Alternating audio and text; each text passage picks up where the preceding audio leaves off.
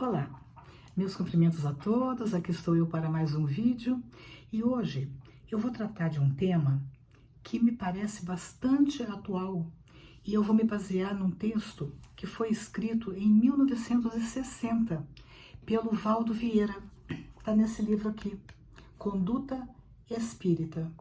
Aliás, esse livro ele tem temas muito interessantes e que por mais que eles tenham sido escritos lá em meados do século passado, ele continua muito, mas muito atual e pertinente. Hoje eu vou tratar do tema que tem como título Nos Embates Políticos. E por que eu escolhi esse tema? Porque nós estamos vivendo um momento em que as pessoas estão tendo muitas dissensões. É briga na família, entre colegas, as pessoas estão ficando de mal por causa de discordância partidária. É porque meu partido é melhor do que o teu, o meu candidato é melhor do que o teu, porque o teu candidato é isso, porque aquilo, enfim. As pessoas acabam brigando e muitas vezes até espíritas, até cristãos, até pessoas que se dizem religiosas estão entrando em confronto quando, na verdade, o que elas defendem é a paz, mas não conseguem viver em paz. Então, o Valdo Vieira, quando ele escreve esse texto e que ele dá como título Nos Embates Políticos, a escolha desse título me pareceu bem feliz, porque é nas lutas políticas, né? Nas brigas políticas. E ele começa assim: situar em posição clara e definida as aspirações sociais e os ideais espíritas cristãos, sem confundir os interesses de César com os deveres para com o Senhor. Só o espírito possui eternidade. Então, assim, você ter clareza de quem você é, quais são os seus ideais espíritas cristãos. Porque isso vai definir que caminho eu vou seguir, qual é a minha posição. Porque às vezes eu tomo posições que não são compatíveis com o que eu tô defendendo, com o que eu acredito. Isso é necessário que eu defina quais são as minhas aspirações, quais são os meus desejos, para ver se eu estou sendo coerente com o que eu quero, é o que eu faço, é o que eu escolho. Bom, e aí ele diz que só o espírito possui a eternidade. Por que é que ele termina esse trechinho com essa frase? No meu entendimento, é porque às vezes a gente dá tanta importância a coisas passageiras e nós não nos vemos como espíritos que daqui a pouquinho a gente está partindo. E a gente deixou briga, a gente deixou discussões infrutíferas, a gente deixou mal-estar no âmbito da família, entre os nossos amigos, quando na verdade tudo passa. Só o espírito possui eternidade. Tudo que está aqui é efêmero, tudo passa. Segundo item, distanciar-se do partidarismo extremado. Paixão em campo, sombra em torno. Então, olha o que ele está dizendo. A gente se distanciar do partidarismo extremado. Porque nós somos seres políticos. Então, a gente tem as nossas preferências partidárias. O nosso problema é quando nós nos tornamos extremistas, extremados. E aí, o que ele fala? Quando nós nos apaixonamos por alguma coisa, em qualquer campo, a gente fica cego, porque a paixão cega. E aí a gente não enxerga com clareza. Por isso que ele diz, é sombra em torno. Terceiro item, em nenhuma oportunidade, ou seja, em nenhuma circunstância, transformar a tribuna espírita em palanque de propaganda política, nem mesmo com sutilezas comovedoras, em nome da caridade. O que ele está falando? Que o espírita jamais, por mais que ele acredite que a sua escolha política será mais correta, mas jamais ele deve subir na tribuna para fazer propaganda política. E mesmo que ele utilize de sutilezas, sabe? Aquela coisa, aquela palavra meio transvestida de caridade. Não deve. Na tribuna, ele deve falar, ele deve fazer divulgação doutrinária, falar sobre Jesus, falar sobre espiritismo, jamais fazer propaganda política. E aí ainda termina essa parte dizendo: despistamento favorece a dominação do mal. Quer dizer, quando o orador ele quer despistar, então ele vai falando, né, com meias palavras, ele favorece a dominação do mal. O quarto item, ele vai falar: cumprir os deveres de cidadão eleitor, escolhendo os candidatos aos postos eletivos segundo os ditames da própria consciência, sem, contudo, enlear-se nas malhas do fanatismo de Grey. O discernimento é caminho para o acerto. Então, aqui é outro item importante que ele está falando, que nós devemos cumprir os nossos deveres de cidadão e eleitor, porque nós somos cidadãos, nós pagamos nossos impostos, nós votamos, nós podemos ser votados, né? Então, devemos cumprir essa nossa tarefa. Agora, como que a gente cumpre essa tarefa? Escolhendo os candidatos a postos eletivos segundo a nossa consciência. Não é porque A, B, C ou D está falando, é que nós vamos seguir, e ele até usa uma expressão aqui, como rebanho. Desculpa, é o Grey, né? É fanatismo de Grey. Então a gente deve parar para pensar: por que é que eu quero votar nesse candidato? Qual é a história desse candidato?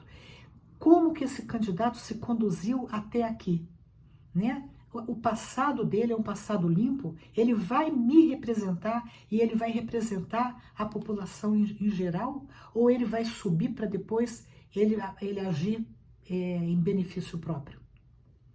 Né? São questões de consciência que eu devo colocar em primeiro plano.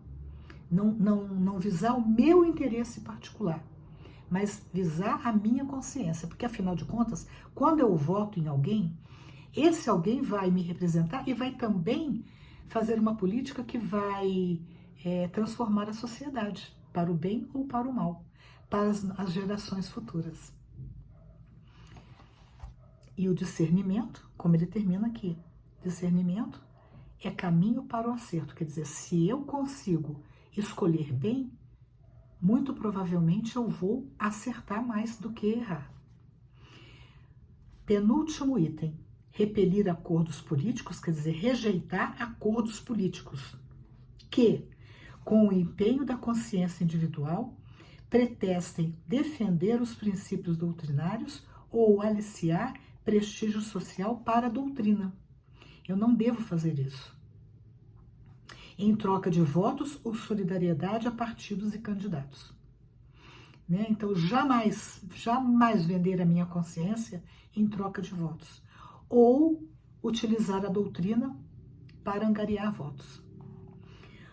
O Espiritismo não pactua com interesses puramente terrenos. O Espiritismo, ele visa os interesses espirituais, não terrenos. Né? Porque o que é terreno passa, mas os interesses reais que valem para hoje e para o futuro, que valem para a minha geração e para as gerações futuras, com esses, a doutrina espírita tem um papel a seguir. E por fim, ele diz: não comerciar com o voto dos companheiros de ideal, sobre quem a sua palavra ou cooperação possam exercer alguma influência.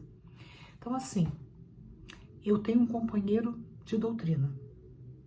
Eu não vou negociar com o voto dele. Mesmo que eu saiba que, e principalmente se eu sei que a minha palavra exerce uma influência importante sobre ele. Aí é que eu não devo mesmo comercializar. Não é certo, né? Então ele diz, né, sobre quem a sua palavra ou cooperação possam exercer alguma influência. A fé nunca será produto para mercado humano. Por nenhum pretexto condenar aqueles que se acham investidos de responsabilidades administrativas de interesse público, mas sim orar em favor deles, a fim de que se desincumbam satisfatoriamente dos compromissos assumidos. Se nós soubéssemos a importância da oração, mesmo para aquelas pessoas que estão no poder, agindo de uma forma que nós não aprovamos, vamos orar por elas, para que elas voltem ao caminho correto. Devemos orar. Porque muitas vezes elas estão numa situação difícil e que às vezes a gente condena essa pessoa, mesmo que elas mereçam ser condenadas. Mas orar por elas é importantíssimo para que elas retornem ao caminho do bem, para que elas errem o mínimo possível e com isso se comprometam também o mínimo possível. Para que o bem se faça, é preciso que o auxílio da prece se contraponha ao látego da crítica. Olha o bem, né? O bem, através da prece, a gente age muito mais do que se a gente resolve chicotear, é o látego, né? Da crítica, só critica, né? Porque a gente não sabe como que a gente agiria se a gente estivesse na posição daquela pessoa.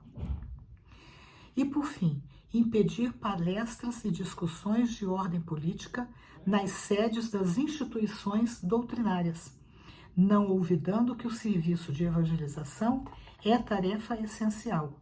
A rigor, não há representantes oficiais do espiritismo em setor algum da política humana. Então, aqui o que ele está falando? Da porta para dentro da casa espírita, ou da instituição religiosa, a nossa posição política deve ficar do lado de fora. E por quê? Porque a gente traz desarmonia.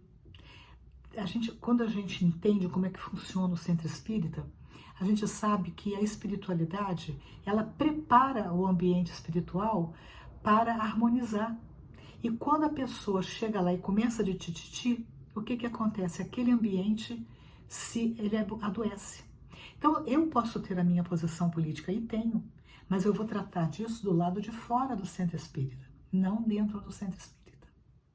E mesmo assim, eu vou procurar ser o mais caridoso ou mais caridosa possível, para que eu não prejudique ainda mais aquela situação ou aquela criatura que já está em desarmonia. Eu gostaria de terminar que a doutrina espírita ela não condena que nós espíritas possamos nos candidatar a cargos públicos. Por exemplo, o Bezerra de Menezes, ele foi político na última encarnação. Ele foi político e foi um excelente político.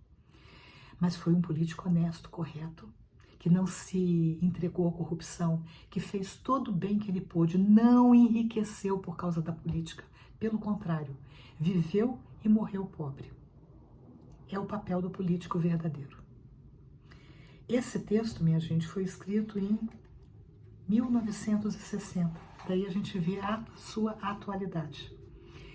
Só repetindo, ele é um texto do Valdo Vieira e está no livro Conduta Espírita. Se gostaram, dê um joinha, compartilhem e se desejarem, se inscrevam no canal. Até o próximo vídeo, se Deus quiser.